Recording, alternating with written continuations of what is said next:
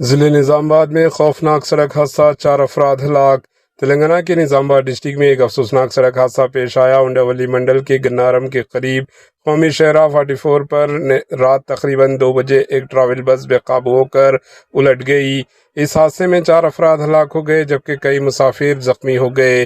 اطلاعات کے مطابق حیدرآباد سے 22 مسافروں کو لے کر ناگپور جا رہی بس اچانک حادثے کا شکار ہو گئی۔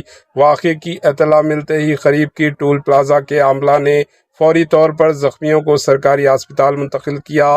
حادثے میں ہلاک افراد کی شناخت منجوش اور رشی کے طور پر ہوئی، جو ماں اور بیٹے بتائے جا رہے ہیں۔ ایک اور متوفی کی شناخت بنگلور کے رہنے والے عباس کے طور پر کی گئی، جبکہ چوتھے شخص کی شناخت ابھی تک نہیں ہو سکی۔